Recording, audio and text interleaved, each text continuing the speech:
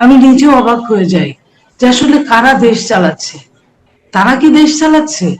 তারা কথায় কথায় যেভাবে থ্রেট দিচ্ছে, কথায় কথায় যেভাবে টর্চার করছে, যেমন ধরেন গতকালকে যে ঘটনাটা, তারা মব করতো ওপেন ডিক্লেয়ার দিয়ে। ওটা পৃথিবীর নিয়ম, প্রকৃতিগত একটা মানে নেচার অফ রিভেঞ্জ যেটাকে বলি আমরা। তো সেটা হয়তো হবে, বাট আমরা কিন্তু এটা চাই না। কিন্তু আপনি প্রতিদিন প্রভোগ করছেন, প্রতিটা মুহূর্তে প্রভোগ করছেন, যাকে খুশি তাকে প্রভোগ করছেন। তাহলে এইভাবে তো আসলে বলছে ছাত্রদল যুবদল করেছে, প্রমাণ দিতে পারে না, প্রমাণ দিক। যেই করেছে করেছে তো একজন।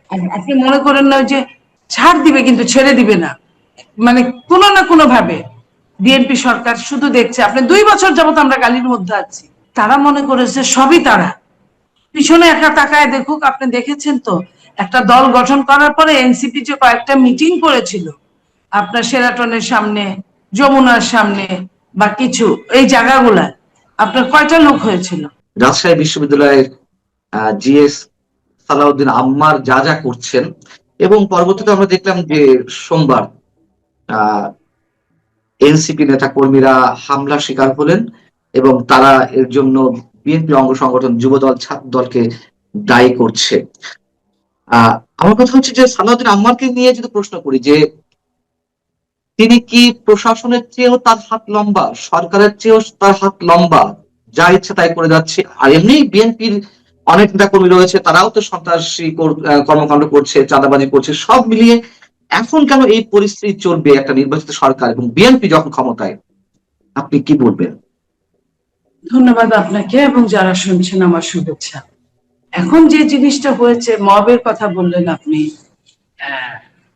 কারো কারো নামে বললেন যে তাদের ক্ষমতা কত বড়, লম্বা হাতটা কত বড়। আমি নিজেও অবাক হয়ে যাই যে আসলে কারা দেশ চালাচ্ছে। তারা কি দেশ চালাচ্ছে? তারা কথায় কথায় যেভাবে থ্রেট দিচ্ছে, কথায় কথায় যেভাবে টর্চার করছে, এই টর্চার এবং আপনার এই মানুষকে, অসহায় মানুষকে সমস্যায় ফেলা, এটা আসলে আমি আমি আসলে বুঝতে পারি না। যেমন ধরেন গতকালকে যে ঘটনাটা, তারা মব করতো ওপেন ডিক্লেয়ার দিয়ে। ওটা পৃথিবীর নিয়ম, প্রকৃতিগত একটা মানে নেচার অফ রিভেঞ্জ যেটাকে বলি আমরা। তো সেটা হয়তো হবে, বাট আমরা কিন্তু এটা চাই না, এটা চাই না। আপনি দেখেন ঘটনাটা দুঃখজনক, আমি অস্বীকার করছি না, কিন্তু এই ঘটনাটা ঘটার আগেও তাদের বক্তব্যগুলোকে যদি আপনি জোড়া লাগান, তাহলে আপনি দেখতে পারবেন যে কোন অবস্থার মধ্যে দিয়ে আমরা যাচ্ছি। এই 5ই আগস্টের পর থেকে যে এসব শুরু হয়েছে, আপনার রেভলিউশন কি বছর ব্যাপী হয়, 2 বছর 5 বছর ব্যাপী হয়? রেভলিউশন হয় 1 দিন 2 দিন 3 দিন। বাংলাদেশে রেভলিউশন হয়েছিল 3 দিন। 3 দিন কোনো সরকার ছিল না। সেই 3 দিনের হিসাব আমরা, আপনি বা অন্য কেউ করতে চাই না। আপনি কেউ বলবো যে হ্যাঁ 3 দিনে যেহেতু সরকার ছিল না, সেইখানে কি হয়েছে না হয়েছে আমরা আফসোস করব, আমরা চেষ্টা করবো এটার তথ্যপাত্র বের করতে। কিন্তু তারপরে থেকে যে শুরু হয়েছে ওপেন ডিক্লেয়ার দিয়ে, আপনার এমপির বাসায় ডাকাতি, আপনার সাধারণ পাবলিকের বাসায় ডাকাতি, ডাকাতির পরে অ্যারেস্ট হওয়ার পরে সেই ছিনতাই করে আবার আসামিদেরকে আপনার তুলে নিয়ে যাওয়া, এই যে শুরু হয়েছে এগুলা, এটা শেষ কোথায়? আপনি যে ওই গ্রামে একটা কথা বলে যে ছিঁড়তে পারো না মুরগির ছাল, নাম হয়েছে শেখ জামাল। তো আপনার সারাক্ষণ আপনি মুখ দিয়ে বলছেন আপনি এই করবেন সেই করবেন সেই করবেন। তো এই যে এরকম একটা ঘটনা, এটা অপ্রত্যাশিত প্রত্যাশিত। আপনি যদি বলেন যে এই 2টা শব্দ একসঙ্গে কেন বললেন, হ্যাঁ ঘটনা যে কোনো কিছু, মারামারিটা আমরা অপ্রত্যাশিত মনে করি যে এটা মারামারি ঠিক না, গায়ে হাত তোলা ঠিক না। কিন্তু আপনি প্রতিদিন প্রভোগ করছেন, প্রতিটা মুহূর্তে প্রভোগ করছেন, যাকে খুশি তাকে প্রভোগ করছেন। তাহলে এইভাবে তো আসলে বলছে ছাত্রদল যুবদল করেছে, প্রমাণ দিতে পারে না, প্রমাণ দিক। যেই করেছে করেছে তো একজন। ছাত্রদল যুবদল, ছাত্রলীগ যুবলীগ, অথবা তার নিজ দলের কেউ, অথবা সাধারণ মানুষ কেউ। এটা তো কি মানে অত্যাচারের চরম পর্যায়ে গেলে। আপনি দেখেন একটা মির্জা আব্বাস, উনি ধরেন অনেক দুষ্ট প্রকৃতির মানুষ, ধরে নিলাম, আপনি তো প্রতিদিন তাকে মেরে ফেলতে পারেন না, প্রতিদিন তো তাকে বাজে কথা বলতে পারেন না। আপনার হাতে যদি পাওয়ার থাকে, আপনি পাওয়ারের ইউটিলাইজ করেন, আপনি তাকে আইনের হাতে তুলে দেন। আপনি প্রতিদিন যে ধরনের কথা বললে একটা সম্মানী লোক অসম্মানিত হয়। আপনি দেখেন আজকে মির্জা আব্বাস সাহেব আজকে কয় মাস যাবৎ মৃত্যুর সাথে পাঞ্জা লড়ছে। এই যে এটা কি, একে কি আমি মানুষ বলবো?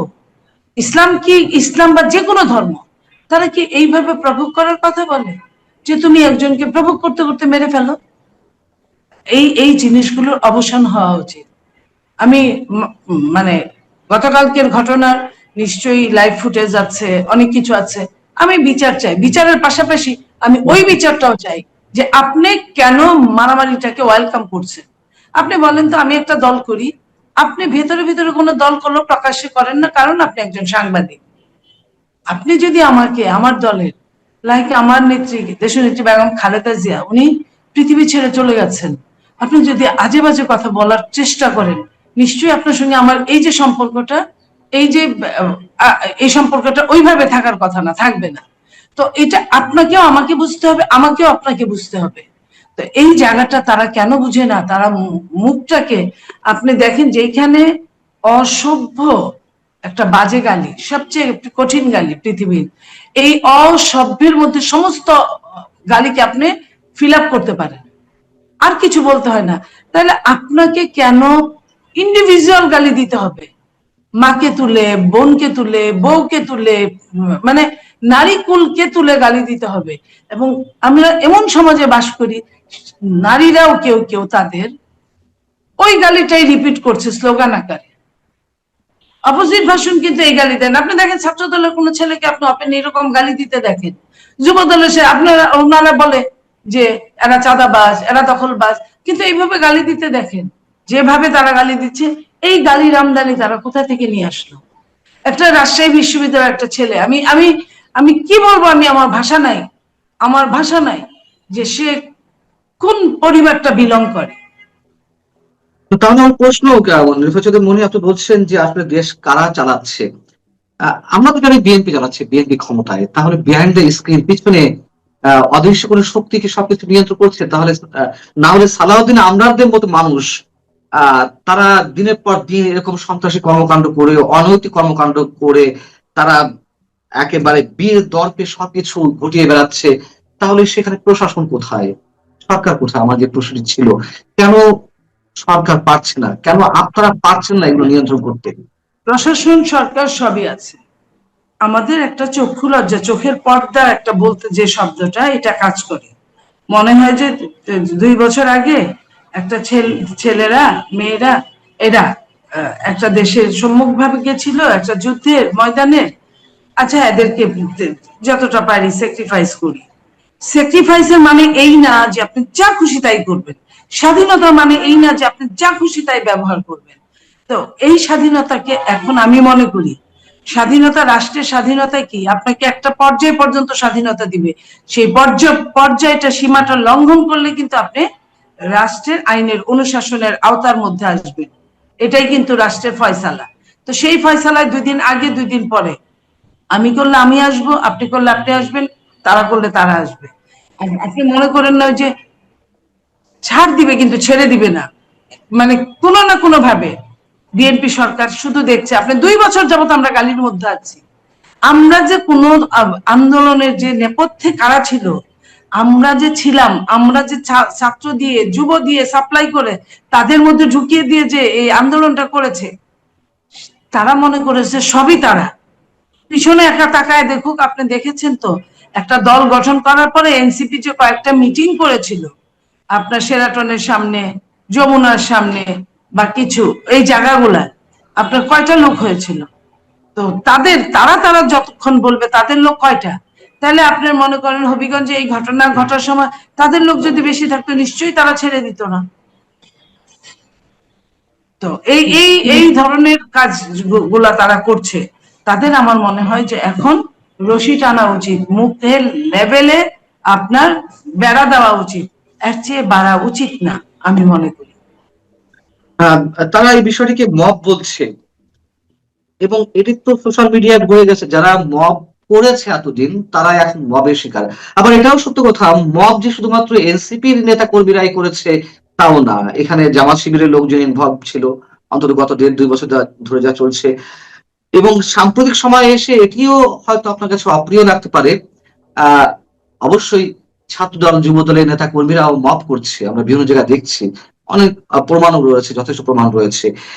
আহ আজকে অনেকে বলছেন যে অবশ্যই আমরা এই ঘটনা নিন্দা জানাই, এনসিপির উপরে যে হামলা হলো, কিন্তু অনেকে বলছেন, যেমন আপনিও বললেন যে প্রকৃতির প্রতিশোধ বলে তো একটা কথা আছে। তা আজকে তারা যেমন করছে তাদের উপরে সেটি চলছে, যশোরে জামাতের এমপি এবং তার কন্যাকে ঘিরে রাখা হলো, এলাকাবাসী ঘিরে ধরলো, এটাও আমি মনে করি যে একটা প্রতিদান। কিন্তু ছাত্রদল যুবদল যা করছে, তারাও কি এই ধরনের মবের শিকার হবে না ভবিষ্যতে? প্রকৃতির প্রতিশোধটাকে তাদের উপরেও না, পড়বে না? আমি তো বলি নাই যে কোনো একটা সংগঠন শুধু আপনার নেচারের শিকার হবে। এইখানে নেচারের রিভেন্সের শিকার প্রত্যেকেই হবে। আপনি কি করেছেন আপনি জানেন, আর আপনার গড জানে, আমি হয়তো জানি না, বাট Right. আপনি কিন্তু একদিন এইটার শিকার হতে পারেন। তাই বলে একটা সভ্য রাষ্ট্র থেকে আমরা কি সাধারণ মানুষ যারা আছি তারা মানে প্রকৃতির উপরেই নির্ভর করে থাকবো? দেশে আইনের শাসন কি প্রতিষ্ঠা হবে না? কেন আমি এই প্রশ্ন করছি? নির্ভর চৌধুরী মনি, আপনি একজন আইনজীবী না হলেও আপনার আপনার আইনের ডিগ্রি রয়েছে, এটা হয়তো অনেকেই জানেন না। আপনার পিএইচডি ডিগ্রিও রয়েছে, আপনি সেটা ব্যবহার করেন না, সেটা হয়তো আপনার রুচিশীলতার জায়গা থেকে। আমার যে প্রশ্ন সেটি হচ্ছে যে ডক্টর নাজমুল হাসান কলিমুল্লাহ, তার বিরুদ্ধে দুদকের মামলা রয়েছে, তিনি দুর্নীতি করেছেন কি করেননি এটি আদালত কর্তৃক প্রমাণিত হবে। ধরে নিলাম তিনি দুর্নীতিবাজ বা তিনি দুর্নীতি করেছেন, কিন্তু পুলিশ চার্জশিট দিবে, বিচারিক প্রক্রিয়ায় জামিন হবে কি হবে না সেটি মানুষ তাকিয়ে থাকে। কিন্তু ডক্টর নাজমুল হাসান কলিমুল্লাহর গত পরশুদিন জামিন হলো, সব ধরনের প্রসিডিউর মেনটেন করা হলো, আপিল বিভাগ থেকে জামিনের অনুমতি মিললো, জেল গেটে বেল বন্ড পৌঁছালো, তাকেও ছাড়া হলো না। নতুন করে 30 ঘন্টা পর মামলা, আর একটি ডাকাতি মামলা দেওয়া হলো। আমার যে প্রশ্নটি সেটি হচ্ছে যে আমি ডক্টর নাজমুল হাসান কলিমুল্লাহ একটি এক্সাম্পল হিসেবে মানে বিষয়টি তুলে ধরলাম। এরকম অসংখ্য মামলা রয়েছে, এখনো ডক্টর ইউনূস সরকারের সময় যা চলছিল এখনো তাই চলছে। আপনারা বলছেন দেশে আইনের শাসন প্রতিষ্ঠা করবেন, এটা কি আইনের শাসন? আমি যত জানি যে বেল বন্ড জেল গেটে পৌঁছানোর পর 1 সেকেন্ডের জন্য কারো শক্তি নেই আটকে রাখার। বিএনপি আওয়ামী লীগ আমলে আমরা জানি যে জেল গেট থেকে বেরোনোর পর পরই সাদা পোশাকে পুলিশ ধরেছে, অসংখ্য নেতা কর্মীদের আপনাদের ধরেছে, সবই সত্য কথা। কিন্তু সেটি তো অনেকের ভাষ্যমতে ফ্যাসিবাদী সরকার ছিল, বিএনপিও সেই ফ্যাসিবাদিতা পথে হাঁটছে, যেমন ফ্যাসিবাদকে লঙ্ঘন করেছিল, মানে টপকে গিয়েছিল ইউনূস সরকার, এখন তার ধারাবাহিকতা চলছে। এটা এটা দুঃখজনক, আমি বলবো যে এইটা আইনের ব্যত্যয় ঘটানো হয়, এবং এটাই প্রথম না, এরকম হয়। আমি মনে করি যে বিএনপির এই ব্যাপারে সুদৃষ্টি দেওয়া উচিত, এবং বিএনপিকে যখন যে সরকার থাকে দেখবেন কিছু হালুয়া রুটি ভাগাভাগি করে খাওয়ার মতো লোক জুটে যায়। আপনি বিএনপির ত্যাগী নেতাদের এখন দেখবেন না, যারা বিএনপি করে নাই, এমন যে অন্য দল করেছে, আওয়ামী লীগও করেছে, তারা বিভিন্নভাবে ভালো আছে, বিভিন্নভাবে। তো সেইখানে তারা যতদিন থাকবে সরকারকে বিপথে নেওয়ার চেষ্টা করবে। সরকারের অবশ্যই এই ব্যাপারে তটস্থ থাকতে হবে। আমি মনে করি যে যে কোনো আইনের লঙ্ঘন করা বিএনপি করতে চান না, কারণ আমাদের নেতা জনাব তারেক রহমান সাহেব বলেছেন যে আমার মাকে যদি এখন জিজ্ঞেস করতাম যে আমি কি করব প্রতিশোধের ব্যাপারে, উনি বলতেন যে না, তোমার এই এই জায়গায় যাওয়া ঠিক হবে না, তুমি দেশের জন্য কাজ করো। তো এই যে যিনি বলেন যে আমি প্রতিশোধ চাই না, তবে আমি বিচার চাই, তো এই বিচারটা আমরা চাই। না, তাহলে তারেক রহমানের প্রতি নিঃসন্দেহে সাধারণ মানুষের অনেক ধরনের আস্থা ছিল, অনেক বেশি আস্থা ছিল। একটা বিপর্যয়ের পর 5ই আগস্ট একটি বিপর্যয়ের পরে ডক্টর ইউনূসের যে জঙ্গি শাসন মানুষ দেখেছে, সেই শাসন দেখার মধ্য দিয়ে মানুষের বড় এক্সপেকটেশন ছিল বিএনপির প্রতি, আজকে যিনি প্রধানমন্ত্রী তারেক রহমানের প্রতি। তিনি নিজেও বলেছেন, তার মায়ের উদাহরণ দিয়ে, তার ভাইয়ের উদাহরণ দিয়ে, যেটি আপনি বললেন, সামারি হচ্ছে তিনি প্রতিহিংসা রাজনীতি বিশ্বাস করেন না। কিন্তু যা কিছু ঘটছে মানুষ তো মনে করছে যে ডক্টর ইউনূসের সেই শাসনের ধারাবাহিকতা সম্ভবত এখনো চলছে, নইলে অসংখ্য মানুষ জামিন পাওয়ার পরেও একটার পর একটা পেন্ডিং মামলা যাচ্ছে। এবং ডক্টর নাজমুল হাসান কলিমুল্লাহ 30 ঘন্টা পর তাকে নতুন মামলায় দিয়ে দেওয়া হলো উত্তরা থানায় হত্যা মামলা। এবং এগুলো তো আলটিমেটলি বিএনপির কাঁধে যাচ্ছে, তাই না? তো যারা হ্যাঁ, সরকারে থাকে তারা কি কখনো বুঝবে না যে এগুলো আসলে কোন দিক দিয়ে কি হচ্ছে? আমার মনে হয় যে বিএনপি, আপনারা তো সাংবাদিক, এটা বিএনপির নীতি নির্ধারক মহলের কাছে এই আর্জিটা যদি আপনারা জানান, এটা নিশ্চয়ই তারা জানবেন, বুঝবেন এবং করার চেষ্টা করবেন। সেটা কিছু আপনি 100টা কাজে তো 2-3টা 5-7টা 10-12টা আপনার হতে পারে, হতে পারে। আমি দুঃখ প্রকাশ করছি নাজমুল হাসান কলিমুল্লাহ সাহেবের জন্য, বাট এবং আশাও করছি যে আগামীতে এটা হবে না, ব্যর্থ হয়তো তার কিছুদিন থাকতে হবে, এরপরে জামিনটা নিশ্চয়ই উনি বের হবেন। আপনি যখন সরকার দলীয় এমপি, নিশ্চয়ই আমরা আশাবাদী হতে পারি। আমি আমি আমি এত দূরে যাই কেন, আমি আপনার কথাই বলি। আপনি ইন্টিম সরকার থাকলে আপনি বের হতে পারতেন না, না, আমি অথচ কিন্তু আপনাকে কেন ধরা হবে?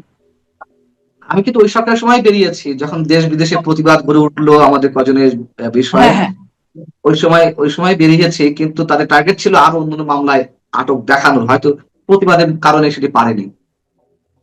আচ্ছা, যাই হোক, আপনার সাথে যারা ছিল তারাও তো বের হয়েছে, পরে বের হয়েছে, তো সেটা তো সরকারের একটা উদারতা অবশ্যই ছিল। অবশ্যই অবশ্যই, আমি বললাম যে অনেকে বের হচ্ছেন, এটাও বাস্তবতা।